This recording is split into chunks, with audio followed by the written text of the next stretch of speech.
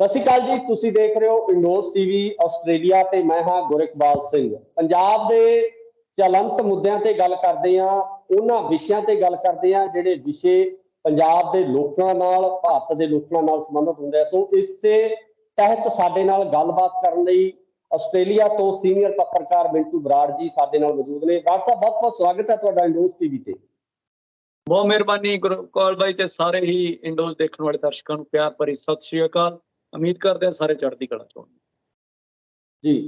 ਬਰਾੜ ਸਾਹਿਬ, social media ਜਿਹੜਾ platform ਆ, ਲੋਕਾਂ ਨੂੰ ਇੱਕ ਨਵੀਂ ਆਵਾਜ਼ ਦਿੱਤੀ ਹੈ, ਜਿਸ ਦੇ ਉੱਪਰ ਆ ਕੇ ਚਾਹੇ ਉਹ ਫੇਸਬੁੱਕ ਹੋਵੇ, ਇੰਸਟਾਗ੍ਰਾਮ ਹੋਵੇ ਜਾਂ ਟਵਿੱਟਰ ਹੈਂਡਲ ਹੋਵੇ, ਲੋਕ ਆਪਣੀ ਆਵਾਜ਼ ਰੱਖ ਸਕਦੇ ਆ। ਲੋਕਾਂ ਦੇ ਵਿੱਚ ਇੱਕ ਇਸ ਤਰ੍ਹਾਂ ਦੀ ਜਿਹੜੀ ਭਾਵਨਾ ਬਣੀ ਹੋਈ ਹੈ ਕਿ ਸੋਸ਼ਲ ਮੀਡੀਆ ਰਾਹੀਂ ਅਸੀਂ ਆਪਣੀ ਆਵਾਜ਼ ਕਿਸੇ ਵੀ ਪੱਧਰ ਤੱਕ ਪਹੁੰਚਾ ਸਕਦੇ ਹਾਂ, ਚੰਗੇ ਮੰਦੇ ਨੂੰ ਅਸੀਂ ਨਸ਼ਰ ਕਰ ਸਕਦੇ ਹਾਂ, ਲੋਕਾਂ ਦੇ ਸਾਹਮਣੇ ਲਿਆ ਸਕਦੇ ਹਾਂ। ਪਰ ਹੁਣ ਸੋਸ਼ਲ ਮੀਡੀਆ ਤੇ ਵੀ ਜਿਹੜੇ ਸਵਾਲ ਆ ਉਹ ਚੁੱਕੇ ਜਾ ਰਹੇ ਨੇ।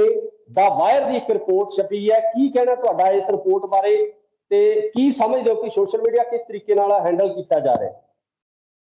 ਦੇਖੋ, ਪਹਿਲੀ ਗੱਲ ਤਾਂ ਇਹ ਹੈ ਵੀ ਸੋਸ਼ਲ ਮੀਡੀਆ ਜਿਹੜਾ ਇਹਦੇ ਵੱਖ-ਵੱਖ ਰੂਪ ਆ ਤੇ ਸੋਸ਼ਲ ਮੀਡੀਆ ਨੂੰ ਜੇ ਤੁਸੀਂ ਆਪਣੀ ਆਵਾਜ਼ ਕਹੀਏ ਤਾਂ ਮੈਨੂੰ ਨਹੀਂ ਲੱਗਦਾ ਇਹ ਸੱਚ ਹੋਊਗਾ। ਇਹ ਤਾਂ ਇੱਕ ਵਹਿਮ ਕਿਹਾ ਜਾ ਸਕਦਾ। ਸਾਨੂੰ ਵਹਿਮ ਹੋ ਗਿਆ ਵੀ ਇਹ ਸਾਡੀ ਆਵਾਜ਼ ਆ, ਸਾਡਾ ਪਲੇਟਫਾਰਮ ਆ।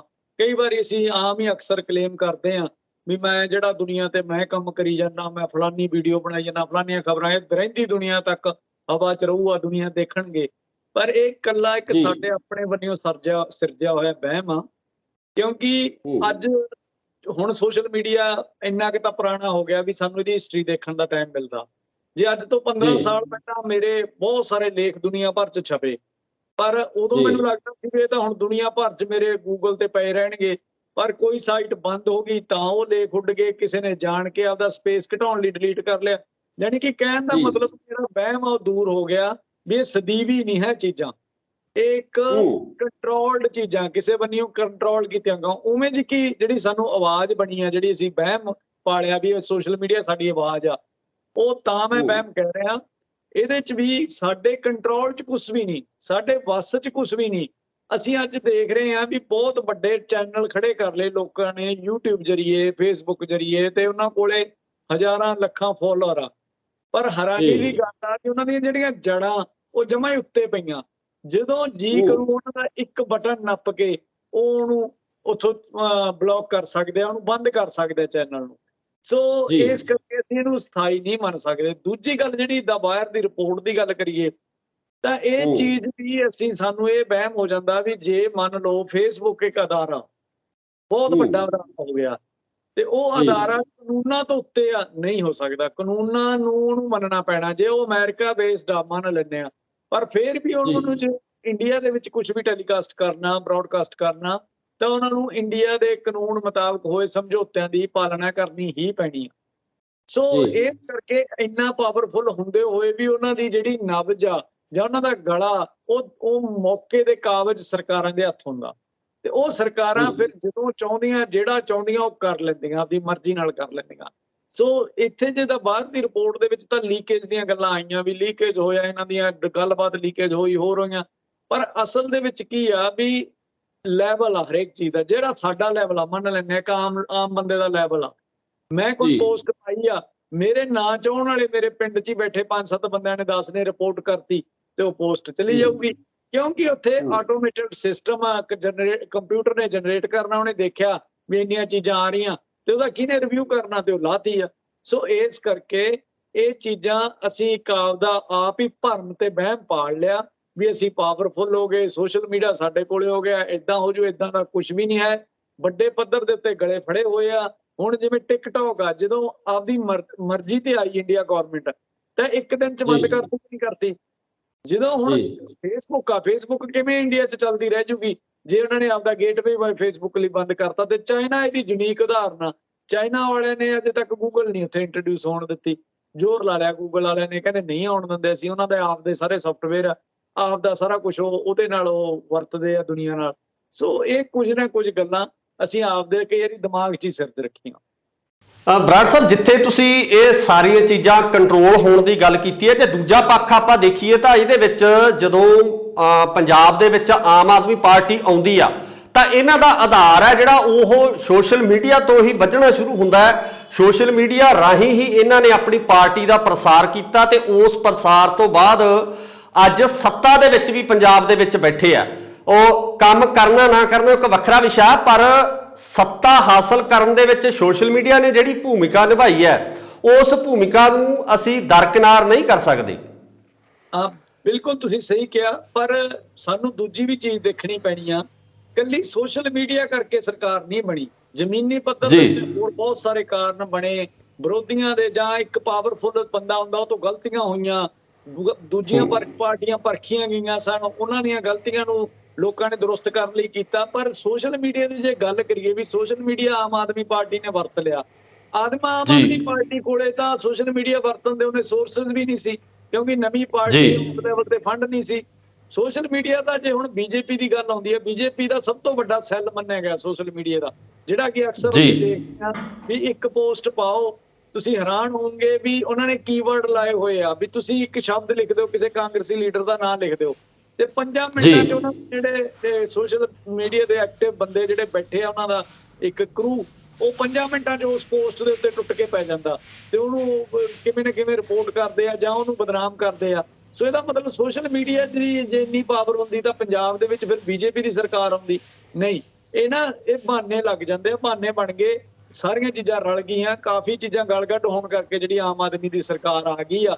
ਤੇ ਪਰ ਹੁਣ ਉਹ ਜੇ ਤੁਹਾਨੂੰ ਪਤਾ ਹੀ ਆ ਵੀ ਜੇ ਉਹ ਇੰਨੀ ਕੁ ਕਾਮਯਾਬ ਜਾਂ ਇੰਨੀ ਕੁ ਹੁੰਦੀ ਤਾਂ ਹੁਣ ਉਹ ਸੋਸ਼ਲ ਮੀਡੀਆ ਨਾਲ ਆਪਦੀ ਕਾਮਯਾਬੀ ਵੀ ਦਿਖਾ ਲੈਂਦੀ, ਪਰ ਨਹੀਂ, ਹੁਣ ਦਿਖਾ ਨਹੀਂ ਪਾ ਰਹੀ। ਬਰਾੜ ਸਾਹਿਬ, ਅਗਲੀ ਖਬਰ ਵੱਲ ਵਧਦੇ ਹਾਂ। ਪਿਛਲੇ ਦਿਨੀ ਆਪਾਂ ਦੇਖਿਆ ਕਿ ਲੱਖਾ ਸਿਧਾਣਾ ਦੇ ਉੱਪਰ ਇੱਕ ਪਰਚਾ ਦਰਜ ਕੀਤਾ ਗਿਆ ਹਥਿਆਰਾਂ ਦੀ ਸਮਗਲਿੰਗ ਨੂੰ ਲੈ ਕੇ, ਨਸ਼ੇ ਦੀ ਤਸਕਰੀ ਨੂੰ ਲੈ ਕੇ, ਪਰ ਇਸ ਪਰਚੇ ਦੇ ਵਿਰੋਧ ਦੇ ਵਿੱਚ ਜਦੋਂ ਹੀ ਲੱਖਾ ਸਿਧਾਣਾ ਵੱਲੋਂ ਇੱਕ ਵੱਡਾ ਇਕੱਠ ਕਰਨ ਦੀ ਜਿਹੜੀ ਗੱਲ ਕਹੀ ਗਈ ਤਾਂ ਉਸ ਇਕੱਠ ਕਰਨ ਦੀ ਇੱਕ ਰਾਤ ਪਹਿਲਾਂ ਇਸ ਪਰਚੇ ਨੂੰ ਰੱਦ ਕਰਨ ਦੀ ਗੱਲ ਜਿਹੜੀ ਸਾਹਮਣੇ ਆਉਂਦੀ ਹੈ, ਇੱਕ ਚਿੱਠੀ ਸਾਹਮਣੇ ਆ ਜਾਂਦੀ ਹੈ ਕਿ ਉਹ ਕੁਝ ਕੁ ਘੰਟਿਆਂ ਦੇ ਵਿੱਚ ਜਾਂਚ ਮੁਕੰਮਲ ਹੋਣ ਤੋਂ ਬਾਅਦ ਕਲੀਨ ਚਿੱਟ ਹੈ ਜਿਹੜੀ ਉਹ ਲੱਖਾ ਸਿਧਾਣਾ ਨੂੰ ਇਸ ਪਰਚੇ ਤੋਂ ਦੇ ਦਿੱਤੀ ਜਾਂਦੀ ਹੈ। ਇਹ ਸਾਰਾ ਕੁਝ ਵਾਪਰ ਕੀ ਰਿਹਾ, ਵਰਤਾਰਾ ਕੀ ਹੋ ਰਿਹਾ ਹੈ ਕਿ ਇੱਕ ਪਹਿਲਾਂ ਪਰਚਾ ਦਰਜ ਹੁੰਦਾ, ਪਰਚਾ ਦਰਜ ਤੋਂ ਜਿਹੜਾ ਜਦੋਂ ਕੋਈ ਬੰਦਾ ਉਸ ਖਿਲਾਫ ਆਵਾਜ਼ ਚੁੱਕਦਾ ਹੈ, ਇਕੱਠ ਕਰਦਾ ਤੇ ਨਾਲ ਦੀ ਨਾਲ ਹੀ ਜਿਹੜਾ ਉਸ ਪਰਚੇ ਨੂੰ ਵਾਪਸ ਲੈ ਲਿਆ ਜਾਂਦਾ ਹੈ। ਕਿੱਦਾਂ ਦਾ ਚੱਲਣ ਚੱਲ ਰਿਹਾ ਹੈ? ਦੇਖੋ, ਆਪਾਂ ਪਿਛਲੇ ਸ਼ੋਅ 'ਚ ਵੀ ਗੱਲ ਕੀਤੀ ਵੀ ਲੱਖੇ ਸਿਧਾਣੇ ਨੂੰ ਉਹਦੇ ਅਤੀਤ 'ਚ ਫਸਾਉਣ ਦੀ ਕੋਸ਼ਿਸ਼ ਕੀਤੀ ਗਈ ਸੀ। ਜਦੋਂ ਕੋਈ ਆਵਾਜ਼ ਥੋੜੀ ਜਿਹੀ ਲੋਕਾਂ ਦੀ ਆਵਾਜ਼ ਬਣਨ ਲੱਗਦੀ ਹੈ, ਲੋਕਾਂ ਦੀ ਆਵਾਜ਼ ਦਾ ਭੁਲੇਖਾ ਪਾਉਣ ਲੱਗਦੀ ਹੈ ਹਾਕਮਾਂ ਨੂੰ, ਤੇ ਹਾਕਮ ਫਿਰ ਇਹੋ ਜਿਹੇ ਹੱਥਕੰਡੇ ਅਪਣਾਉਂਦੇ ਰਹੇ। ਅੱਜ ਪਹਿਲੀ ਵਾਰ ਨਹੀਂ ਹੋਇਆ ਸੀ, ਇਹ ਬਹੁਤ ਪਹਿਲਾਂ ਤੋਂ ਜਿਹੜੇ ਪੈਂਤੜੇ ਵਰਤਦੇ ਰਹੇ ਆ ਸਿਆਸੀ ਲੋਕ ਇੱਕ ਦੂਜੇ ਦੇ ਖਿਲਾਫ। ਪਰ ਜਿਹੜੀ ਮੈਂ ਕਹਿਣ ਦੀ ਤੇ ਭਾਵਨਾ ਜਾਂ ਮੈਂ ਕਹਿਣਾ ਚਾਹਣਾ ਵੀ ਉਹ ਇਹ ਆ ਵੀ ਇੱਕ ਜਣਾ ਤਾਂ ਝੂਠਾ ਹੈਗਾ। ਫਿਰ ਹੁਣ ਸਾਬਤ ਤਾਂ ਹੋ ਗਈ ਨਾ ਇਹ ਗੱਲ ਵੀ ਜਾਂ ਤਾਂ ਸਰਕਾਰ ਝੂਠੀ ਸੀ ਜਦੋਂ ਉਹਨੇ ਪਰਚਾ ਕੀਤਾ ਸੀ, ਤੇ ਜਾਂ ਸਰਕਾਰ ਹੁਣ ਝੂਠੀ ਹੈ ਜਦੋਂ ਉਹਨੇ ਪਰਚਾ ਵਾਪਸ ਲੈ ਲਿਆ। ਸੋ ਇਹ ਤਾਂ ਹੈ ਨਹੀਂ ਵੀ ਜ਼ਿਆਦਾ ਲੱਖਾ ਸਿਧਾਣੇ ਨੂੰ ਦੋ ਤੁਸੀਂ ਕਰੈਕਟਰ ਤਾਂ ਨਹੀਂ ਸਰਕਾਰ ਦੇ ਸਕਦੀ ਵੀ ਇੱਕ ਦਿਨ ਉਹਨੂੰ ਸਮਗਲਰ ਬਣਾਤਾ ਤੇ ਦੂਜੇ ਦਿਨ ਉਹਨੂੰ ਕਲੀਨ ਚਿੱਟ ਦੇਤੀ। ਸੋ ਇਹ ਕੁਛ ਨਹੀਂ ਹੈ ਜੀ, ਇਹ ਸਭ ਸਿਆਸੀ ਦਾਅ ਪੇਚ ਆ। ਆਮ ਲੋਕ ਅੱਗੇ ਇਹਨਾਂ ਦਾਵਾਂ ਪੇਚਾਂ 'ਚ ਆ ਜਾਂਦੇ ਸੀ। ਹੁਣ ਜਿਹੜੀ ਸੋਸ਼ਲ ਮੀਡੀਆ ਦੀ ਜੇ ਗੱਲ ਕਰੀਏ ਉਹਦੇ ਨਾਲ ਥੋੜਾ ਜਿਹਾ ਇਹ ਫਰਕ ਪੈ ਗਿਆ ਵੀ ਲੋਕ ਹੁਣ ਗਾਂਹ ਦੀ ਸੋਚਣ ਲੱਗ ਗਏ। 2-4 ਬੰਦੇ ਉੱਤੇ ਜੇ ਕਮੈਂਟ ਕਰ ਦਿੰਦੇ ਆ ਜਿਹੜੇ ਕਿ ਸਾਰਥਕ ਲੱਗਦੇ ਆ ਤੇ ਫਿਰ ਲੋਕਾਂ ਨੂੰ ਜਾਗਰੂਕ ਕਰ ਜਾਂਦੇ ਆ ਵੀ ਵਾਕਈ ਯਾਰ ਇਹ ਗੱਲ ਨਹੀਂ ਹੈ ਸਕਦੀ, ਆ ਵੀ ਹੋ ਸਕਦੀ ਆ। ਯਾਨੀ ਕਿ ਇੱਕ ਵਿਊ ਆ ਜਿਹੜਾ ਬੰਦੇ ਦਾ, ਜਿਹੜਾ ਸੋਚਣ ਦਾ ਦਾਇਰਾ ਜਿਹਨੂੰ ਕਹੀਏ, ਉਹ ਵੱਡਾ ਹੋ ਗਿਆ ਸੋਸ਼ਲ ਮੀਡੀਆ ਕਰਕੇ। ਤੇ ਉਹਦਾ ਨਤੀਜਾ ਇਹਨਾਂ ਨੂੰ ਸਰਕਾਰਾਂ ਨੂੰ ਦੇਖ ਗਿਆ ਵੀ ਹੁਣ ਜੇ ਲੱਖੇ ਸਿਧਾਣੇ ਦੇ ਉੱਤੇ ਜੇ ਕੇਸ ਵਾਪਸ ਨਾ ਲਿਆ ਤੇ ਇਹਦੀ ਕੱਲ ਦੀ ਰੈਲੀ ਤੋਂ ਬਾਅਦ ਵਾਪਸ ਲਿਆ ਤਾਂ ਇਹ ਹੋਰ ਪਾਵਰਫੁਲ ਹੋ ਜੂ। ਤੇ ਇਸ ਕਰਕੇ ਉਹਦਾ ਜਿਹੜਾ ਤੀਰ ਸੀ ਉਹਨੂੰ ਤੋੜਨ ਲਈ ਉਹਨਾਂ ਨੇ ਪਹਿਲਾਂ ਹੀ ਵਾਪਸ ਲੈ ਲਿਆ।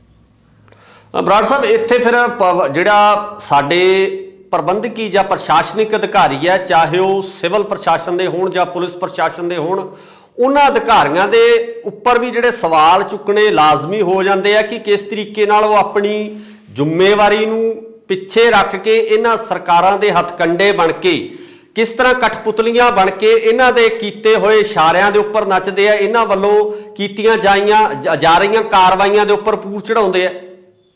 ਦੇਖੋ, ਬਿਊਰੋਕਰੇਟ ਸ਼ੁਰੂ ਤੋਂ ਹੀ ਕਰਦੇ ਆਏ ਆ। ਬਿਊਰੋਕਰੇਟ ਦੀ ਜਿਹੜੀ ਉਮਰ ਹੁੰਦੀ ਹੈ ਨਾ, ਉਹ ਜ਼ਿਆਦਾ ਹੁੰਦੀ ਆ ਸਿਆਸਤਦਾਨ ਨਾਲ।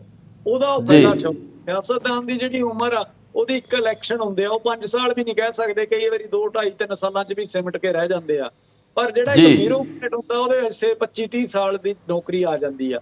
ਉਸ ਤੋਂ ਬਾਅਦ ਵੀ ਇੱਕ ਜਿਹੜੀਆਂ ਇੱਕ ਏਜੰਸੀਆਂ ਹੁੰਦੀਆਂ ਜਿਹਨਾਂ ਨੂੰ ਅਸੀਂ ਅਕਸਰ ਕਹਿੰਦੇ ਆ ਵੱਡੀਆਂ ਏਜੰਸੀਆਂ, ਜਿਹੜੀਆਂ ਸਾਹਮਣੇ ਨਹੀਂ ਲੋਕਾਂ ਨੂੰ ਪਤਾ, ਉਹਨਾਂ ਦੀ ਉਮਰ ਇਹ ਹੁੰਦੀ ਹੈ ਵੀ ਉਹਨਾਂ ਦੇ ਵਿੱਚ ਕੋਈ ਵੀ ਇਨਵੋਲਵ ਹੋ ਗਿਆ ਜੇ ਤੇ ਉਹ ਰਿਟਾਇਰ ਹੀ ਨਹੀਂ ਹੁੰਦਾ, ਉਹ ਸਾਰੀ ਉਮਰ ਹੀ ਉਹਨਾਂ ਨੂੰ ਕੰਮ ਦਿੰਦਾ। ਉਹਨਾਂ ਦਾ ਜਿਹੜੇ ਏਜੰਟ ਹੁੰਦੇ ਆ, ਜਿਹੜੇ ਚਾਹੇ ਉਹ ਰਾਹ ਦੇ ਏਜੰਟ ਕਹੀਏ ਜਾਂ IAS ਦੇ ਏਜੰਟ ਕਹੀਏ, ਤਾਂ ਇਸ ਕਰਕੇ ਜਿਹਦੀ ਉਮਰ ਲੰਮੀ ਆ, ਲੰਮੀ ਪਾਰੀ ਖੇਡ ਰਿਹਾ, ਉਹਨੇ ਆਪਦਾ ਕੰਟਰੋਲ ਤਾਂ ਬਣਾਉਣਾ ਹੀ ਆ, ਉਹਨੇ ਆਪਦੇ ਢੰਗ ਨਾਲ ਤਾਂ ਚਲਾਉਣਾ।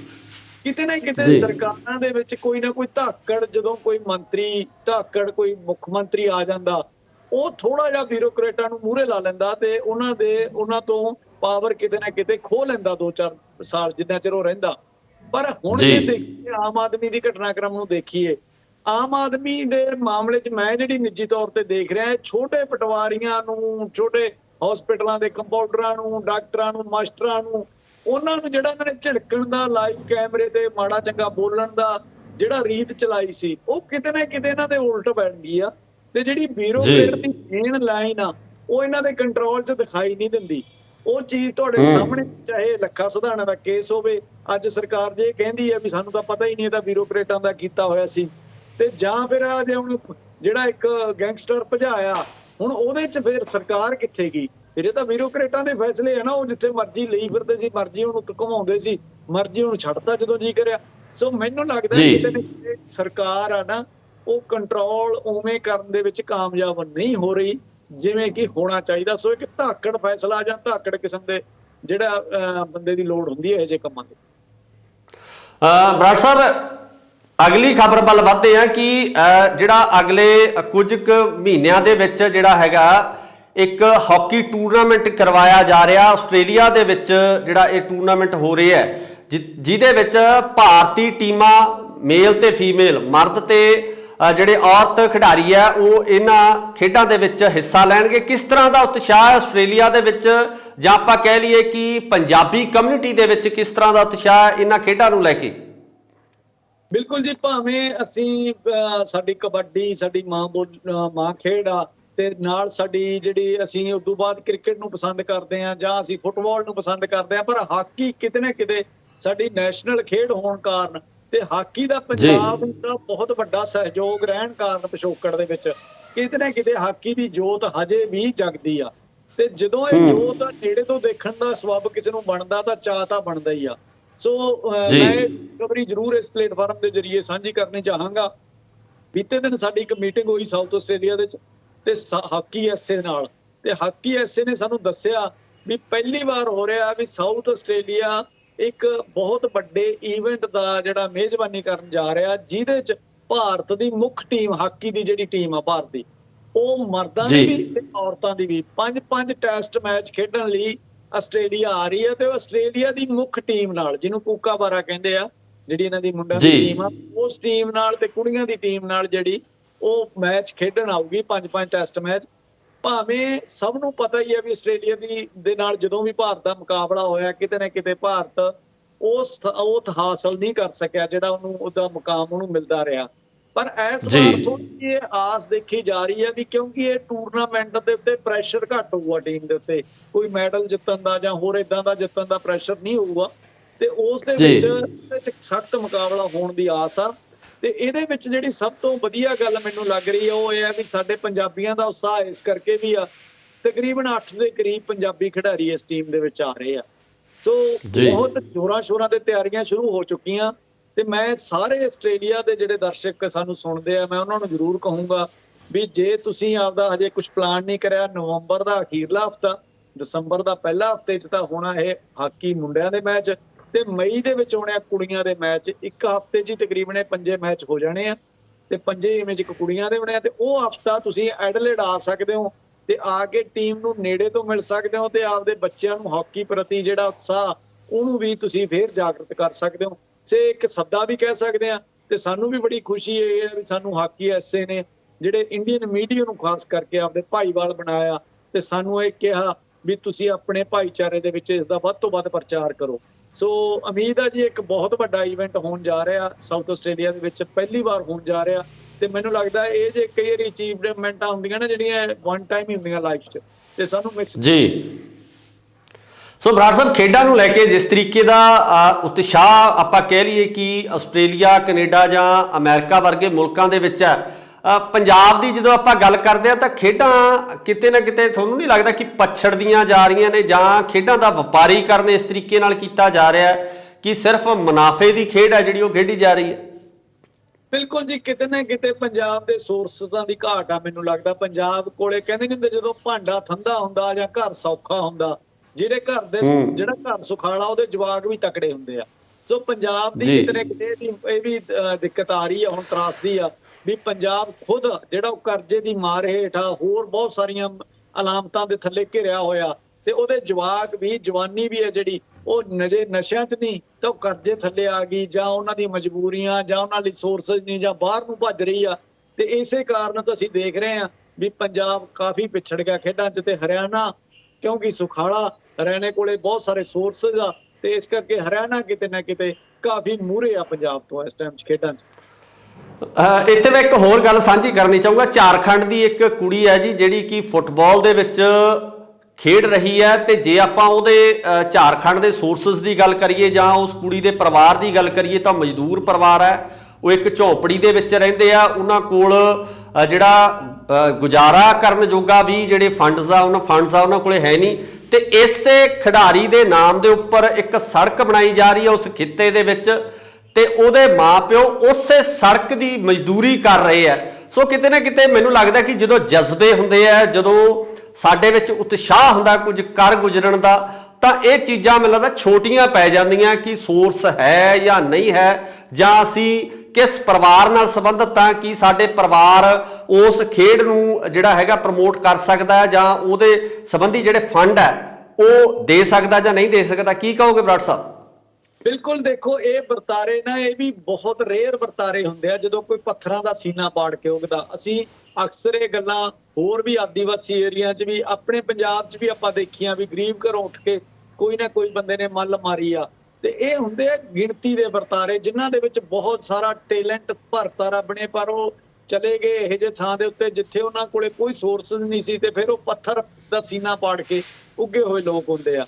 ਪਰ ਜੇ ਨਾਰਮਲ ਦੇਖੀ ਜਾਵੇ ਨਾ, ਨਾਰਮਲ ਗੱਲ, ਤਾਂ ਨਾਰਮਲ ਗੱਲ ਦੇ ਵਿੱਚ ਵੀ ਜਦੋਂ ਤੁਹਾਡੇ ਆਲੇ ਦੁਆਲੇ ਦਾ ਮਾਹੌਲ ਚੰਗਾ ਹੋਊਗਾ, ਆਲੇ ਦੁਆਲੇ 'ਚ ਸਹੂਲਤਾਂ ਹੋਣਗੀਆਂ, ਤਾਂ ਹੀ ਤੁਸੀਂ ਚੰਗਾ ਸਿਰਜ ਸਕੋਗੇ। ਹੁਣ ਆਸਟ੍ਰੇਲੀਆ ਦੀ ਗੱਲ ਤੁਸੀਂ ਦੇਖੀ ਆ, ਆਸਟ੍ਰੇਲੀਆ ਦੇ ਵਿੱਚ ਬੱਚੇ ਆ ਜਿਹੜੇ ਉਹਨਾਂ ਨੂੰ ਬਚਪਨ ਤੋਂ ਦੇਖ ਲਿਆ ਜਾਂਦਾ ਵੀ ਉਹ ਕਿਹੜੀ ਖੇਡ ਵਾਲੇ ਪਾਸੇ ਜਾ ਸਕਦੇ ਆ, ਤੇ ਉਹਨੂੰ ਉਹੋ ਜਿਹੀਆਂ ਖੇਡਾਂ ਦੀਆਂ ਸਹੂਲਤਾਂ ਮੁਹੱਈਆ ਹੁੰਦੀਆਂ। ਤੇ ਆਸਟ੍ਰੇਲੀਆ ਫਿਰ ਜਦੋਂ ਛੋਟਾ ਜਿਹਾ ਮੁਲਕ, ਚਾਹੇ ਆਬਾਦੀ ਦੇ ਹਿਸਾਬ ਨਾਲ ਜੇ ਕਹੀਏ ਤਾਂ ਵੱਡੇ ਵੱਡੇ ਮੁਲਕਾਂ ਦੇ ਬਰਾਬਰ ਜਾ ਖੜਦਾ ਮੈਡਲ ਲੈਣ ਦੇ ਵਿੱਚ, ਤਾਂ ਉਹ ਇਹੀ ਕਾਰਨ ਆ। ਸੋ ਓਵਰਆਲ ਤਾਂ ਇਹੀ ਹੁੰਦਾ ਜੀ, ਸਾਧਨਾ ਨਾਲ ਹੀ ਬੰਦਾ ਅੱਗੇ ਵੱਧ ਸਕਦਾ। ਪਰ ਹਾਂ, ਜਿਹੜੀ ਇਹ ਝਾਰਖੰਡ ਦਾ ਕੇਸ ਆ ਜਾਂ ਹੋਰ ਆ, ਇਹ ਬਿਰਲੇ ਹੁੰਦੇ ਆ ਜੀ ਜਿਨ੍ਹਾਂ ਦੀ ਹਿੰਮਤ ਤੇ ਜਜ਼ਬਾ, ਉਹਨਾਂ ਨੂੰ ਕੋਈ ਵੀ ਚੀਜ਼ ਉਹਨਾਂ ਨੂੰ ਰੋਕ ਨਹੀਂ ਸਕਦੀ ਉੱਗਣ ਤੋਂ। ਬਹੁਤ ਬਹੁਤ ਸ਼ੁਕਰੀਆ ਬਰਾੜ ਸਾਹਿਬ, ਤੁਸੀਂ ਆਪਣੇ ਕੀਮਤੀ ਸਮੇਂ 'ਚੋਂ ਸਮਾਂ ਕੱਢ ਕੇ ਇੰਡੋਜ਼ ਟੀਵੀ ਨੂੰ ਦਿੱਤਾ, ਸਾਡੇ ਪੰਜਾਬੀਆਂ ਨੂੰ ਦਿੱਤਾ, ਸਾਡੇ ਉਹਨਾਂ ਦਰਸ਼ਕਾਂ ਨੂੰ ਦਿੱਤਾ ਜੋ ਇਸ ਪ੍ਰੋਗਰਾਮ ਨੂੰ ਦੇਖਦੇ ਆ, ਸੁਣਦੇ ਆ। ਬਹੁਤ ਬਹੁਤ ਧੰਨਵਾਦ ਜੀ। ਮਿਹਰਬਾਨੀ ਜੀ।